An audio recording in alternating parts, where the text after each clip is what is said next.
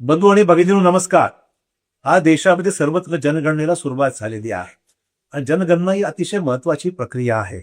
आणि आपणास विनंती आहे, आज महाराष्ट्रात सुद्धा देशाप्रमाणे महाराष्ट्रात सुद्धा आपल्याकडे जनगणनेला सुरुवात झालेली आहे.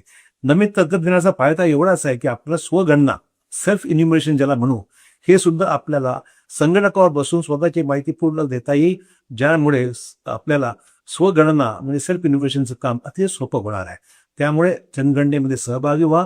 महाराष्ट्रामध्ये 1 मे ते 15 मे या कालावधीमध्ये आपल्याला स्वगणनाही करता येईल, किंबहुना आपल्याला जे अधिकारी आहेत त्यांच्याकडून सुद्धा भरून घेता येईल. ही प्रक्रिया करणं अगदी सोपं आहे. स्वगणण्यासाठी se.census.gov.in हा पोर्टल तयार करण्यात आला आहे. या पोर्टलची लिंक खाली कमेंट सेक्शन मध्ये सुद्धा आहे. या पोर्टलवर जाऊन तुम्ही तुमचा मोबाईल नंबर भरून एक OTP आपल्याला प्राप्त होईल. ते OTP भरल्यानंतर आपलं फॉर्म लॉग इन होऊन जाईल.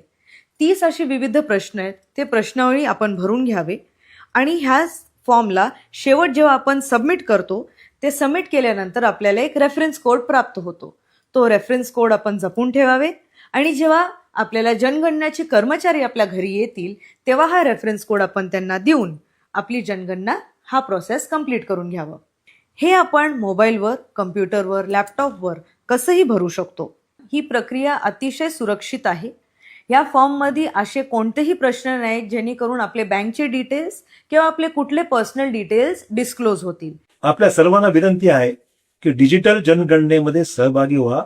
सेल्फ इन्युमरेशनच्या या माध्यमातून जनगणना आपली सहज करून घ्या आणि डिजिटल इन्युमरेशनला सहकार्य करा, जनगणनेला सहकार्य करा.